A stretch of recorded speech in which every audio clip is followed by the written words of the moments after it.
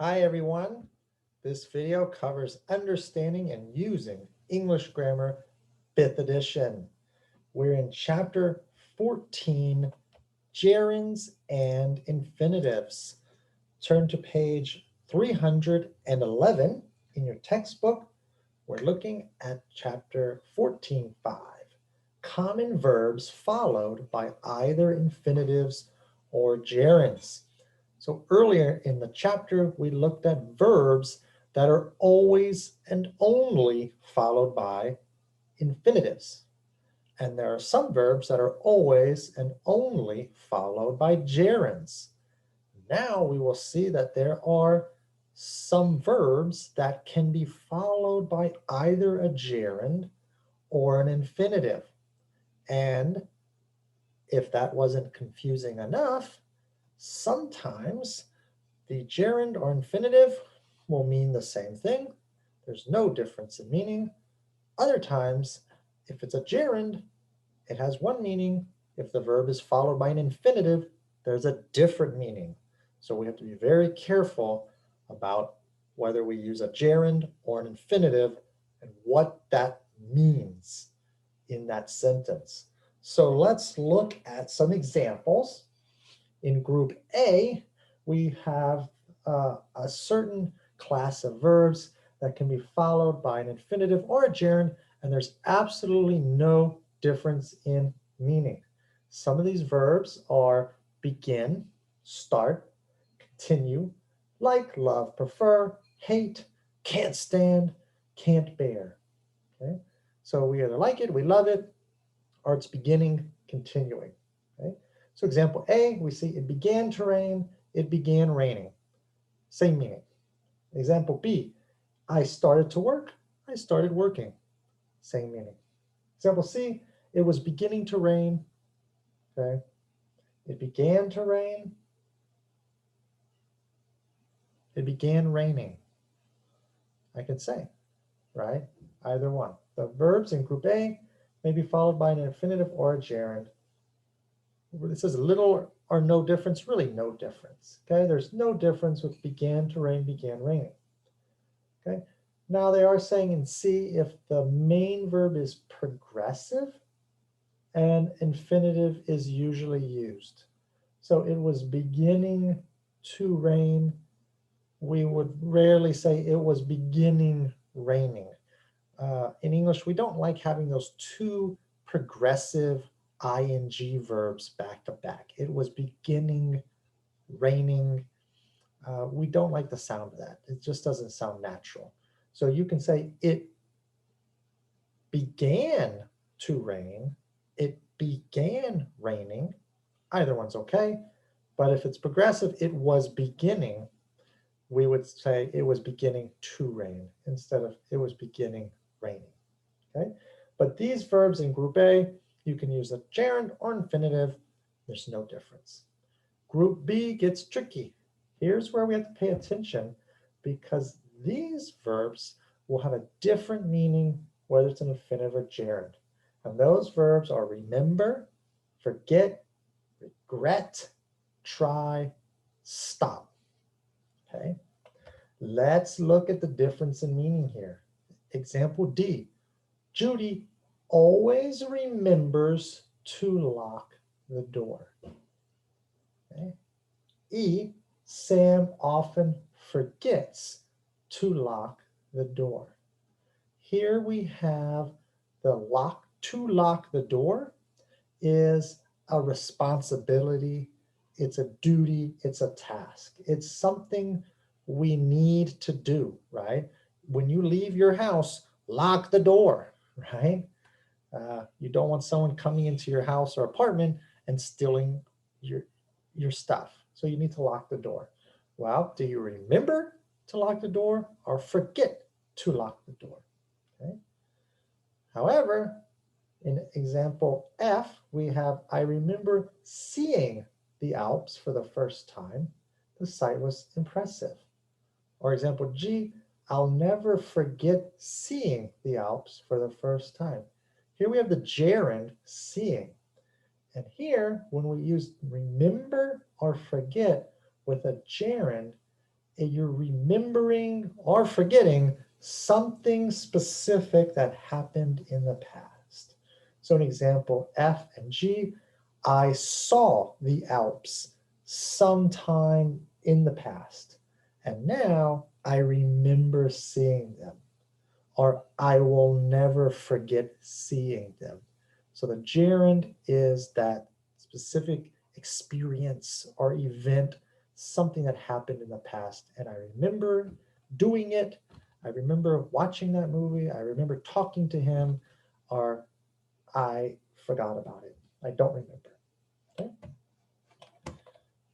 In example H and I, let's look at regret. I regret to tell you that you failed the test. Here, regret to say, regret to tell someone, regret to inform someone of some bad news. You are delivering that bad news right now. You have to tell somebody and you don't want to, right? It's bad news. It's almost an apology. I'm sorry. I regret to tell you that you failed the test. I regret to tell you that your grandmother passed away. I regret to tell you that you lost the game, whatever. Okay? Some bad news. In example, I regret lending him some money. He never paid me back. Here, just like in examples F and G about seeing the Alps, here we have a gerund lending him some money. This is something that you did, right? It's something that happened in the past. You lent your friend some money, you gave him some money, he never paid you back. Now you regret doing that.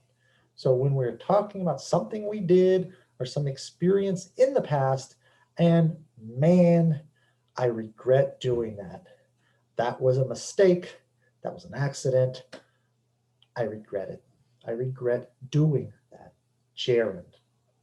Let's look at the verb try. Example J, I'm trying to learn English, right? Here, I'm making an effort.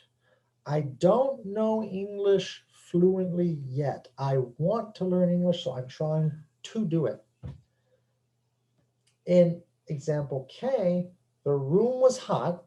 I tried opening the window, but that didn't help. So I tried turning on the fan, but I was still hot.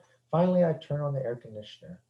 When we try, followed by the gerund, ing form, that's something that we're going to experiment with. Something new, something different. We need to experiment. So an example K, right? I tried opening the window. Okay. I opened the window. I opened the window, but it didn't work. I tried turning on the fan. Okay. I did that. That's something that I did. I did turn on the fan. I turned it on, but it didn't help. So in example K, I opened the window already. I turned on the fan already. I tried doing that and it didn't work. Or maybe it did work. Okay. In example J, I'm trying to learn English. I haven't done it yet, right? I haven't learned English yet. I want to, I'm going to, I'm trying to learn English. Okay? In example L, the students stopped talking when the professor entered the room. The room was quiet. So when we have the verb stop followed by a gerund, that was an activity we were doing and then we stopped doing that. Okay? In example M, when Anne saw her professor in the hallway, she stopped to talk to him. Right? This is a shortened form of saying she stopped in order to talk to him. So when we have the verb stop followed by an infinitive, it means I was doing something, I stopped in order to do something else. So Anne, she was walking down the hallway. She saw her professor, so she stopped walking in order to talk to her professor. Here we have two actions there, right? Whereas in L, we had one action, talking, talking, talking. We stopped talking. okay? Using your chart on page 311, we want to look at these examples, okay? Stop the video, take a second, pause the video, read number 1 through 8, and decide if it's the same meaning or it's a different meaning. Then we'll talk about it, we'll check your answers, okay? Stop the video now.